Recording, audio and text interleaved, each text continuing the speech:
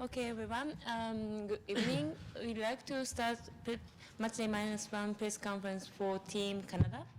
Now we welcome the head coach John Hardman and player number 9, Jose Beranze.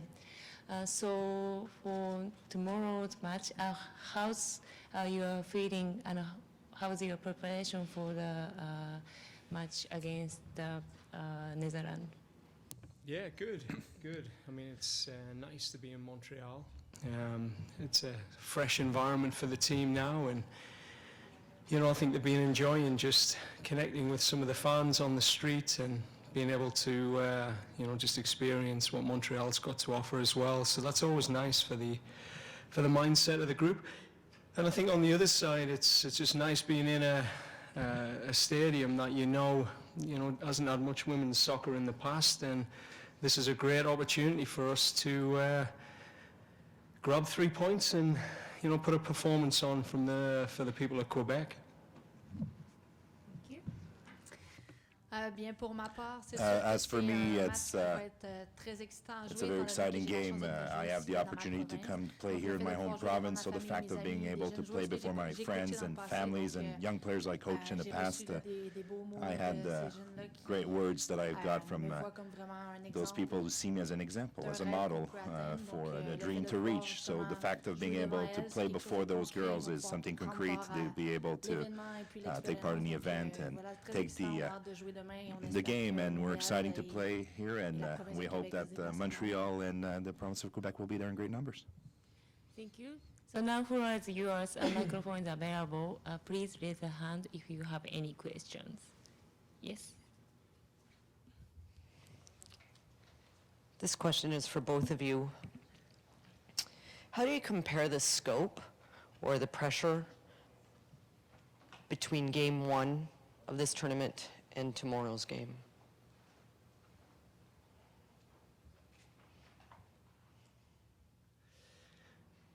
Well, it's game 3.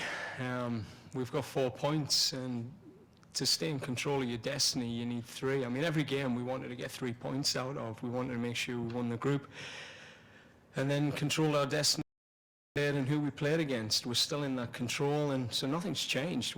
We're here to win the game, put a performance on for the people that come out and watch us, and put ourselves in a great position to end up on the West and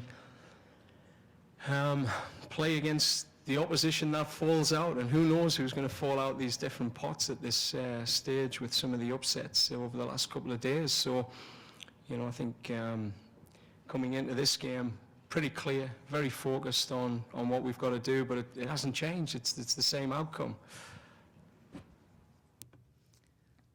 Yeah, like all the joueurs. Sorry, I was going both languages.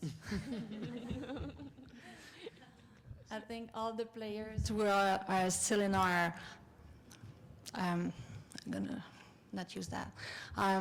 All the players were still focused on that third game, so everything goes like we wanted. Like, we actually are connected. We are adapting our playing style again to the opponent that we face. So nothing's changed. We're just preparing for that next team, which are different details that we need to fix and to be prepared for that game. So we're pretty excited. We're still focused. We're connected, and we're ready for that game. Is back.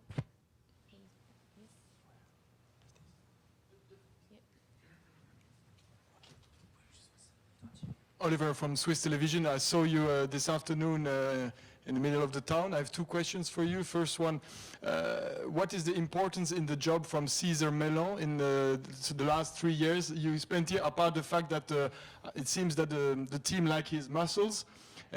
And my second question is about how do you feel the pressure for the game of tomorrow? You seem very relaxed one day before. I was very impressed seeing you this afternoon. Thank you. Yeah, it's because I've got Caesar's muscles behind us, the big Swiss. Me and Caesar have been together for a few years now, since New Zealand. He was part of our sports science team, and now he leads the sports science team here in in Canada. He's just achieved his doctorate over the last couple of years, and he's probably one of the world leaders in the physiology of the women's game. So, I mean, it's really exciting to work with him. He's an innovative guy. He lives for innovation. He lives for the research. And the girls love him. He's able to get the best out of them. I mean, Jose will tell you, and he can speak French, which is great for Jose. He's just a top guy and a real rock in our team. I mean, he has all the data on the GPS, and he's always bugging the girls about, how many more meters per second, meters per minute they could have run. But they love the diligence that he brings, and what a top guy. So thank you, Switzerland.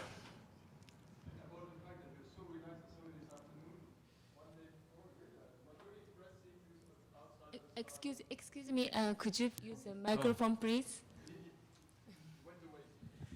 Look, I mean...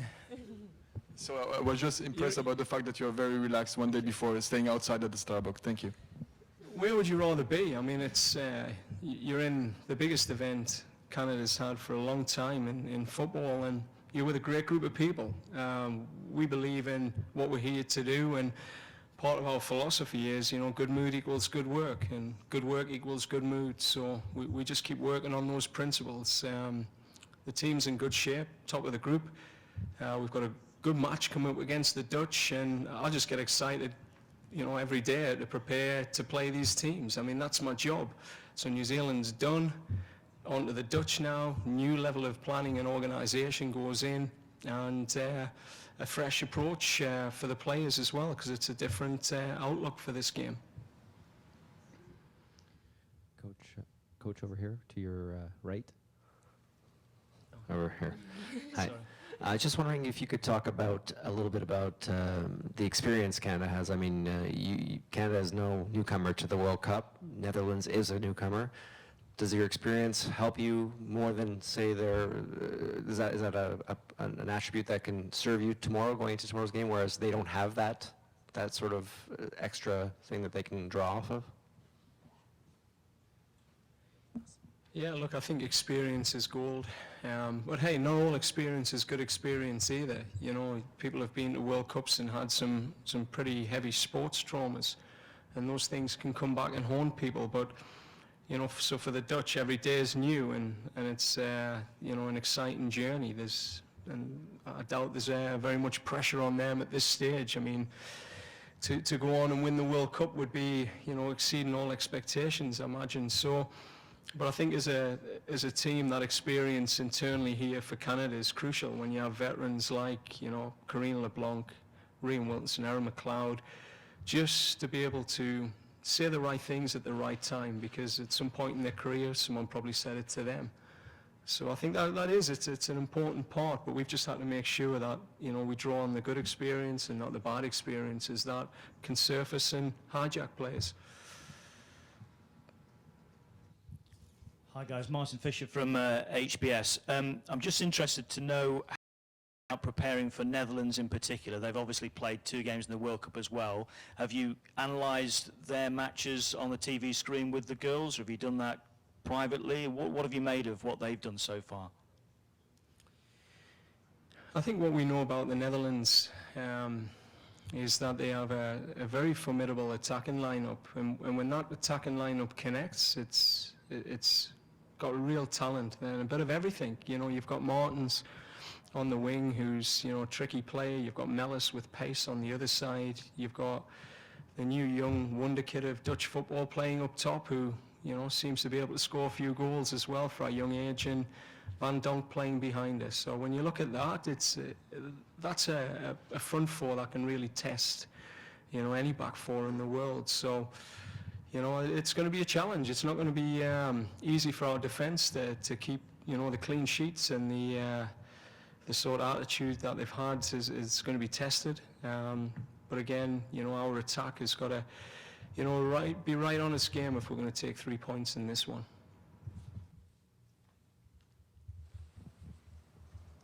Thank you. Sure.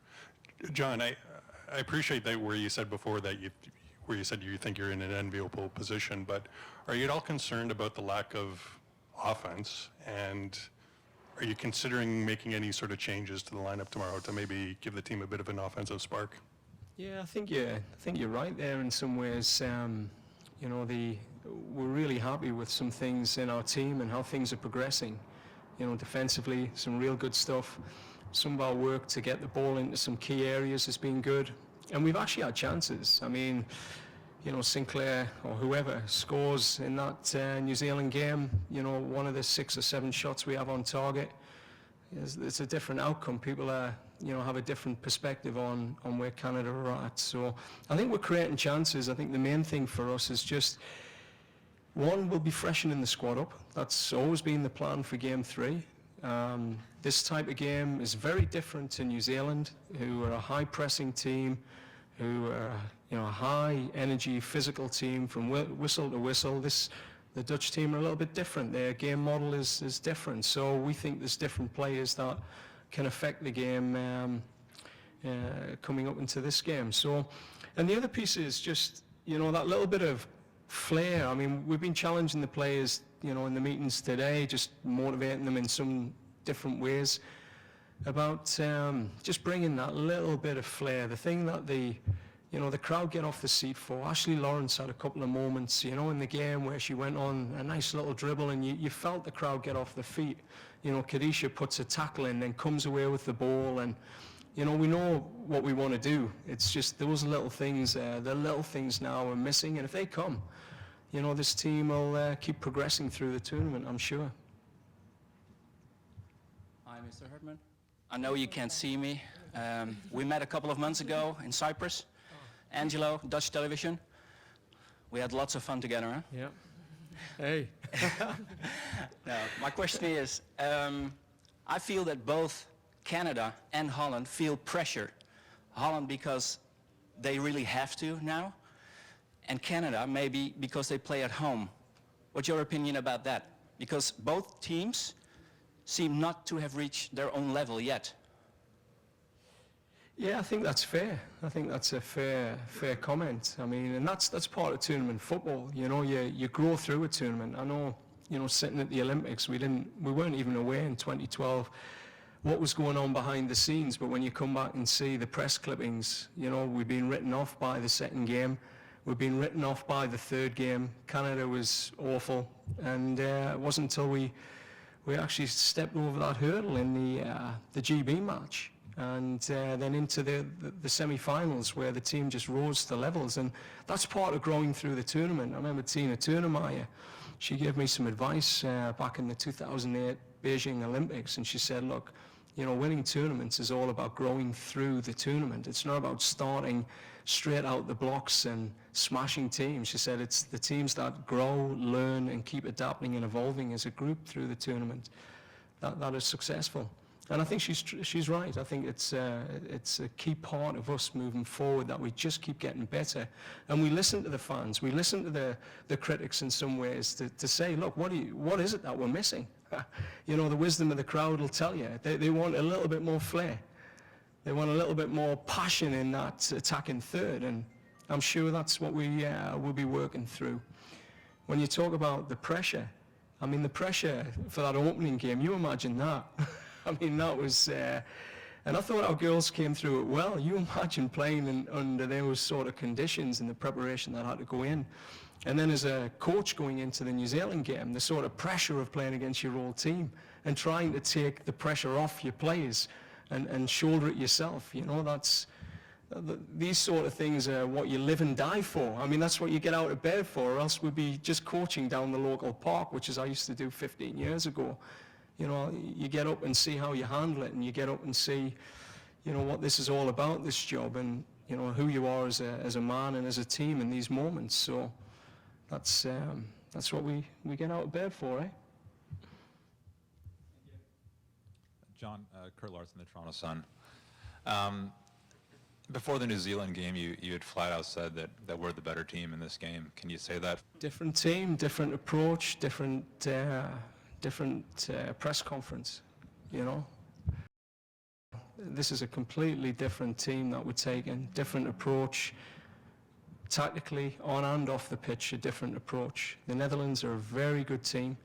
They've got a world-class striker in Melis. They've got a developing world-class striker in Medema, and the girl Martins, when she's on her game, is top class. We're going to have to be right at our best to take 3 points off this team.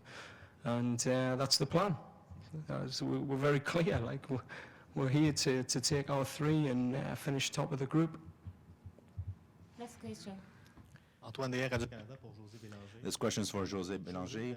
José, we're talking about pressure, about a slow start, but you still seem relaxed. How do you explain this calm tranquility, and how do you judge or evaluate the start of your team in the first 2 games?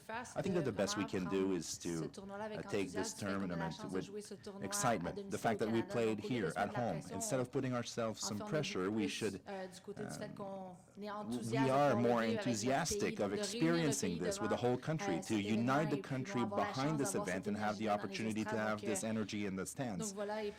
And I believe that the team does well up to now. So yes, we're talking about the fact that we don't score as much goal we'd like, but I have much hope and trust that we're going in that direction, and we've created the opportunities we wanted, and we are preparing for tomorrow night's game, and we all know our role on the field, and we will work in order to express ourselves and to deliver these key points and those strategies that we talked about as a group. And we're excited to be playing before the crowd, the Quebec crowd, and we hope that we will be able to experience the same ambiance that the Montreal Impact experienced here in the final of the final of the CONCACAF Champions League here at the Olympic Stadium. So I was here in the stands. We weren't able to hear the host announcer even talk over the speakers. So I hope that we'll have the same excitement tomorrow, the same level, and we'll be able to deliver the performance that the Quebec population is expecting out of us and get the 3 points.